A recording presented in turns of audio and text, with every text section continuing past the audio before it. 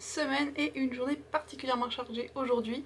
Je suis très ombre et lumière aussi, c'est pas grave. Et puis mes cheveux sont vraiment n'importe comment, je savais pas quoi en faire aujourd'hui. Mais bref, c'est pas grave. Donc on est lundi, je travaille pas aujourd'hui pour mon travail normal, entre guillemets, mais je dois travailler pour la boutique. Pour l'instant c'est midi et j'ai toujours pas commencé. Mais j'ai une bonne raison, c'est parce que je préparais du contenu des annonces en particulier pour les lectures du clair de lune, notre club de lecture, notamment notre live et le prochain livre qu'on va lire en janvier, et j'ai trop hâte de pouvoir vous dire. Qu'est-ce que j'ai fait aussi? J'ai envoyé à peu près 3000 emails à des partenaires avec mes chroniques parce que ça faisait beaucoup trop longtemps que je l'avais pas fait. Je dois dire que c'était pas dans mes priorités, donc j'étais un peu beaucoup à la traîne. Et aussi ce matin j'ai enfin monté la vidéo que je devais envoyer à Chloé des lectures de Chloé pour son projet de vidéo collaborative qu'elle fait et que j'ai trop hâte de voir, donc ça c'est fait. Pour cet après-midi, le programme c'est de faire les bracelets, surtout que j'ai des commandes en express. Puis étrangement, je sais pas pourquoi, mais les bracelets Gardiens des Cités Perdues ont un énorme regain de popularité, je trouve ça très drôle. Une commande sur deux c'est celui-là presque. Il faut aussi que je fasse le ménage. Super, on adore. Et que je lise, oui, ça serait bien. Hier j'ai continué From Blood and Ash, il me manque vraiment pas beaucoup. Je suis trop contente. C'était, comment dire, alors vous vous souvenez que hier je vous disais qu'il y avait un chapitre assez chaud, et ben c'était rien par rapport aux chapitres qui s'en venaient après, genre peut-être 2 chapitres plus loin. Là c'était encore plus, vraiment. On est dans la partie adulte du roman, il n'y a pas de doute. Et puis c'est enfin, non, vous voyez où on en est, là qu'il y a plein de révélations qui se passent et de trucs qu'on comprend et tout. Et je suis très contente parce que il y a plein de mes théories sur les personnages, sur l'univers qui sont justes. Donc je suis trop contente de ça. Ça devient vraiment très intéressant là. Il était temps, vous me direz. Donc j'ai super hâte de le finir, mais je vais peut-être le garder pour demain et plutôt reprendre aujourd'hui les Gardiens des Cités Perdues. Voilà, pour continuer à alterner, pour avancer sur celui-là aussi, parce que j'ai la photo de prête à poster, donc il faut que je le finisse pour pouvoir vous en parler. Donc ça c'est le petit programme d'aujourd'hui. Rien de hyper excitant ou d'hyper original, vous me direz, mais c'est ma vie. Et je vais ouvrir le calendrier d'Hélène. Oh, waouh, waouh, waouh. Je pense que c'est un de mes préférés. Elle est magnifique. Bon, avec la lumière, vous voyez pas super bien, mais elle est trop belle. Genre vraiment comme une espèce de déesse de la lune. Magnifique. Puis bon, le calendrier chocolat, je vous le montre plus, mais je mange mes chocolats régulièrement. Ah oui, je voulais vous montrer aussi, je les ai pris là, les résultats des cookies qu'on a fait, qui est quand même vraiment pas mal, on est plutôt content. Alors le glaçage est peut-être pas très beau, mais c'est bon, donc on va s'en contenter. Donc voilà le petit sapin. Puis l'étoile. Donc juste on a trouvé que le goût des épices avait beaucoup baissé avec la cuisson en laissant moins. Donc si on en refaisait, j'imagine on mettrait plus d'épices, mais c'est vraiment sympa, la texture est bonne, c'est sablé mais pas trop. Donc on a une petite boîte de biscuits pour les goûter. Ça c'est trop bien. Je sais que déjà que je vais me faire un goûter cet après-midi. C'est sûr et certain. Sur ce, je vais essayer de débarrasser mon bureau de tout le bazar qu'il y a beaucoup trop, pour faire de la place, pour installer mes perles et puis me lancer dans les commandes. Ça y est, j'ai fait toutes les commandes de bracelets que je voulais faire, j'arrive même plus à parler, que je pouvais faire, sauf une où j'attends la réponse de celle qui a commandé. Mes cheveux, c'est de pire en pire, c'est une vraie catastrophe. Là, je vais faire, c'est quelle heure? C'est 2h30, donc je vais aller manger, il serait temps, un petit truc. Puis ménage, et puis lecture. Je sais plus où j'ai mis mon livre, mais je vais avancer comme je vous ai dit, Gardien des Cités Perdues. Avec un peu de chance, j'arrive à le finir, mais on sait pas trop. On va voir. Sachant qu'à 18h, j'ai une séance de yoga et que je fais les bracelets, mais il faut que je les emballe aussi. Donc une après-midi quand même un petit peu chargé, je sais pas à quel point je pourrais faire une longue pause lecture, mais même si je lis que 50 pages, ce sera toujours ça de gagner, vu l'étendue des livres que je veux lire avant la fin de l'année. Je suis en train de faire des emballages en regardant des vidéos YouTube, j'ai quand même bien avancé, je suis encore perdue. Il est là-bas. J'en suis un peu plus à la page 500 je crois, ou 400, j'espère que c'est 500. C'était vraiment chouette, je l'ai attrapé quand même pour vous en parler parce que c'est quand même mieux. Donc j'en suis...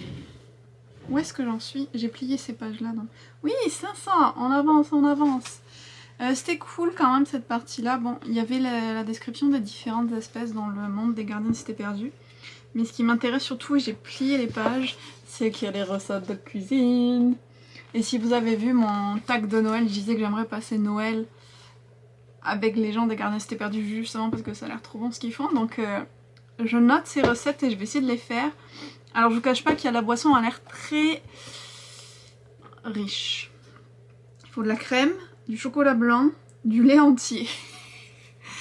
Je pense que ça va me peser un petit peu sur l'estomac et je vais peut-être l'adapter en chouïa pour la boisson de cannelle crème. Et puis il y a les cookies à la guimole, donc ça c'est sûr je vais vouloir essayer. Je vais essayer de convaincre Johan. Et là j'en suis à lire les souvenirs de Kif, mais j'ai vu qu'il était 17 h. Et comme j'ai mon yoga après à 18 h et que je voulais faire les emballages avant, j'ai arrêté de lire. Je me suis mis sur YouTube, regarder des petites vidéos, les 3000 vlogmas qui sortent par jour aussi.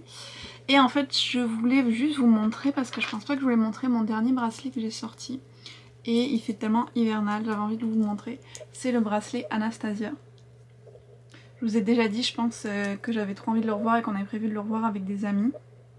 Et donc ça m'a inspiré pour sortir le bracelet d'Anastasia qui reste vraiment un de mes dessins animés préférés, qui a vraiment marqué mon enfance je pense. Donc là je suis très curieuse de le revoir, de voir si les dessins ont bien vieilli et tout. Je me souviens que sa robe de bal bleue avec comme des petits brillants, je la trouvais tellement belle. Bon, il y a les chansons bien sûr qu'on adore. Donc bon, je fais une petite pause juste pour vous parler de ça, j'y retourne. Je vous retrouve après ma séance de yoga qui m'a inspirée, on peut dire peut-être, vu que j'ai décidé le thème du vlog d'aujourd'hui. J'y ai pensé aussi parce que je regardais des vlogs de Kayla de Books and Lala, qui est comme une de mes chaînes préférées de Booktube, et elle fait des vlogs sur les livres, les sorties de 2021 qui étaient dans sa palle qu'elle n'a pas encore lues. Et donc moi l'idée pour ce vlog ça va être de vous montrer les livres sortis en 2021 que j'ai achetés, vraiment de ma palle personnelle, pas de service presse, et que j'ai trop envie de lire et que j'ai pas eu le temps de lire et que je n'aurai clairement pas le temps de lire d'ici la fin de l'année parce que j'ai fait ma palle du Cold Winter Challenge et ils y sont pas forcément dedans. Mais je me suis dit ça me fera un bon rappel peut-être dans un an ou deux quand je les aurai toujours pas lus. J'espère que non, mais enfin je sais pas, je me dis est-ce que ça va me permettre de moins cumuler de retard entre guillemets, genre de pas... d'éviter que les livres restent des années sur mes étagères en me disant ok ceux-là sont sortis en 2021, tu les lis. Je sais pas encore quel sera le but d'avoir cette liste, mais je suis sûre que ça me sera utile. Donc le premier que j'ai reçu pas mal abîmé, malheureusement, c'est The Cost of Knowing de Brittany Morris. C'est l'autrice de Slay que j'ai adoré, adoré, adoré. Je sais pas s'il va être traduit en français ou si c'est juste moi qui espère de tout mon cœur qu'il va l'être parce qu'il est vraiment génial. Et en tout cas ça c'est son autre livre qui est sorti je crois au printemps et franchement j'ai pas vu beaucoup de monde en parler, j'étais surprise. C'est l'histoire d'un jeune garçon qui dès qu'il touche quelqu'un peut voir le moment où cette personne va mourir. Donc vous comprenez que sa vie est un peu compliquée. Et en fait à un moment il va toucher je pense son frère, c'est ça, ou toucher un objet qui appartenait à son frère. En fait, ça, il touche les objets. Donc il touche un objet qui appartenait à son frère et il voit que celui-ci va mourir, donc il va tout faire pour l'empêcher. D'où le titre The Cost of Knowing. J'avais beaucoup aimé son autre livre, comme je vous disais, donc j'ai de grands espoirs dans celui-là. J'ai aussi The Bronze Beast, Bronze Beast de Roshani Chokshi, donc la conclusion de sa trilogie qui commence avec The Gilded Wolves, qui est traduit par De Saxus. Comment est-ce qu'ils l'ont traduit? Les loups d'or. je sais plus. En tout cas, il va sortir chez De Saxus. Je pense que je vais me le prendre aussi en français d'ailleurs.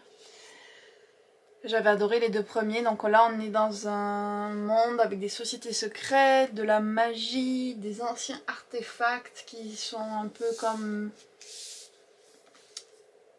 disons, un côté chasse au trésor pour trouver des vieux artefacts. C'est midi comme ça. Donc j'ai vraiment adoré, les personnages sont hyper bien et tout, l'univers est très riche. Puis j'adore l'écriture de Roshani Chokshi. Donc ça c'est la fin de la trilogie. Faut vraiment que je me dépêche de lire quand même parce que j'ai réussi à me tenir à peu près à jour pour les deux premiers tomes. Donc celui-là n'attend que moi et puis ça me ferait une série de plus de finis, ce qui serait cool aussi. Après, j'ai Once Upon a Broken Heart de Stephanie Garber, donc qui a écrit Caraval. Alors il y a marqué que c'est un truc avec du bonus content, du contenu bonus d'Indigo, je sais pas ce que c'est, on verra bien. Je me demande s'il y a... Ah oui, ce qui me semblait. La couverture est super belle dessous. Voilà. Et donc là, c'est une jeune femme qui, dévastée de voir que l'homme qu'elle aime va en épouser une autre, fait appel au prince de cœur, Jax, qu'on avait découvert dans Caraval, pour ceux qui ont continué en tout cas les autres tomes. Et donc elle va passer un pacte avec lui, mais c'était peut-être pas la meilleure des idées. Donc je pense qu'on va retrouver un petit peu ce côté très foisonnant et riche de l'écriture de Stephanie Garber avec cette magie et tout. Il me fait très envie et lui c'est quand même un de ceux que j'ai mis dans ma palle du Cold Winter Challenge. Donc il y a des chances que je prenne pas trop de retard avec lui. J'ai celui que j'ai reçu très récemment, donc ça personnellement c'est une bonne excuse. Il est sorti avec beaucoup de retard et je l'ai reçu genre la semaine dernière je pense. C'est A Snake Falls to Earth de Darcy Little Badger, donc je vous en ai déjà parlé dans un autre vlogmas, donc je vais pas trop m'éterniser, mais on retrouve une jeune fille, Lipon, je suis pas sûre de comment on dit en français, mais Lipan, et elle va un peu comme avoir une aventure avec un esprit, donc quelqu'un qui est tiré du monde des esprits, et ensemble ils vont comme devoir sauver le monde. Je vous l'ai dit très rapidement comme ça, c'est peut-être pas la meilleure description, mais j'ai complètement confiance en l'autrice pour que le livre soit génial. J'ai aussi Malice de Heather Walter, donc réécriture de La Belle au bois dormant avec une romance FF entre Belle, non c'est pas Belle, Aurore, la princesse et la sorcière, maléfique. Celui-là, je l'avais déjà mis dans ma palle du Pumpkin Autumn Challenge, je l'ai pas lu. Je l'ai aussi mis dans ma palle du Cold Winter Challenge, donc deuxième chance, on va voir. J'ai aussi lui que j'ai reçu pour mon anniversaire, Honey and Issues Guide to Fake Dating.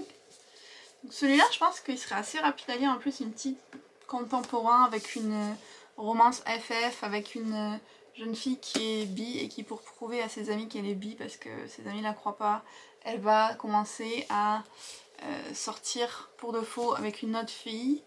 Et puis bon, bien sûr, elles vont tomber amoureuses pour de vrai. Là, un petit truc classique, mais ça avait l'air vraiment mignon. Donc, sûrement que je le garderai plus pour le printemps, celui-là.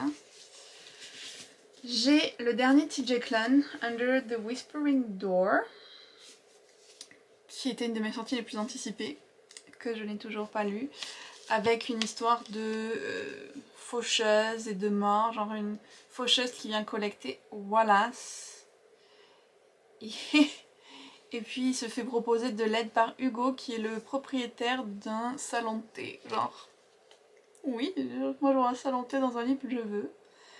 Donc ça bête un peu son acceptation ou pas de sa mort qu'on va suivre dans ce livre. Et franchement, ça a l'air un peu de cette magie du même style que dans The House in the Syrian Sea.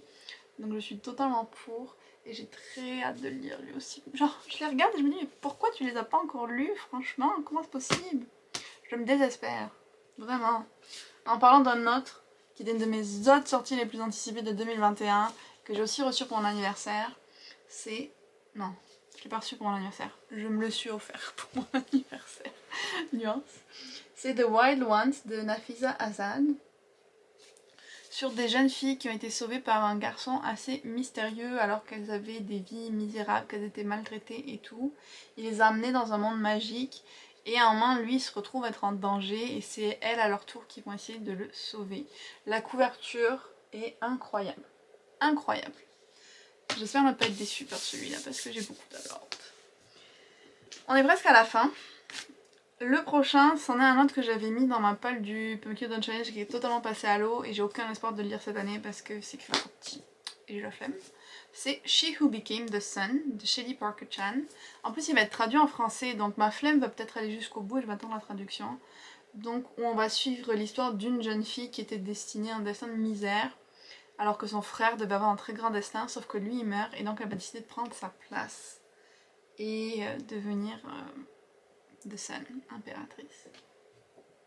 Ça aussi je pense que c'est inspiré vraiment de faits historiques. Et le dernier, je pense que je vous en avais jamais parlé, je l'ai eu dans un Père Noël secret de Bookstagram que je faisais avec d'autres personnes. C'est The Heartbreak Bakery de A.R. Capetta. Best-selling author apparemment, mais que je ne connais pas. Ça avait l'air très mignon. Moi j'adore en fait les livres avec de la nourriture magique. Je suis hyper fan du concept.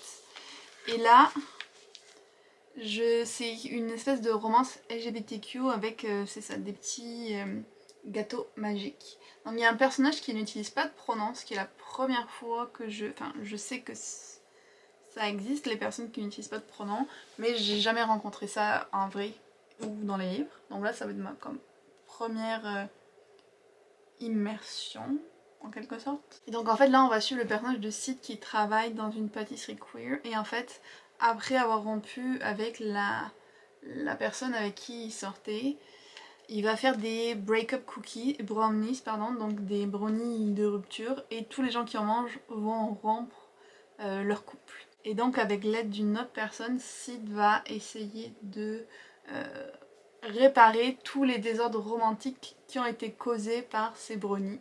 Donc j'adore l'idée, je trouve ça hyper drôle, en plus il y a même la recette derrière. Donc à faire à vos risques et périls. Ça avait l'air super cute et puis ça, il y a un petit côté romance aussi parce que la personne qui va y décide, je pense que ils vont finir par tomber amoureux, mais bon, ça c'est moi qui me le dis, peut-être je me trompe. Et voilà pour les sorties de 2021 que je n'ai toujours pas lues, donc vous aurez remarqué que c'est que des livres en anglais. Et oui, parce que c'est ceux que je vais avoir tendance à acheter de suite quand ils sortent en français, bah, souvent je les ai déjà en anglais qui étaient des sorties de l'année d'avant. Donc je sais pas quoi en penser, j'aurais dû faire aussi une liste de livres de 2021 que j'ai lus pour voir si c'était à peu près pareil ou pas du tout, j'en ai vraiment aucune idée. Mais je revois ces livres et ils me font tous toujours très envie, donc ça je me dis que c'est un bon signe. J'espère que le petit sous-thème de ce vlog vous aura plu. C'est un peu différent de ce que j'ai fait les autres jours, mais j'ai bien aimé le faire. Dites-moi vous s'il y a des sorties de 2021 en français ou en anglais que vous avez acheté, que vous vouliez à tout prix lire et que vous n'avez toujours pas lu. Dites-moi que je ne suis pas la seule. Donnez-moi des titres aussi, je serais curieuse. Histoire de rajouter encore plus de livres dans ma pile à lire parce que pourquoi pas. Donc je vais arrêter le vlog là pour aujourd'hui.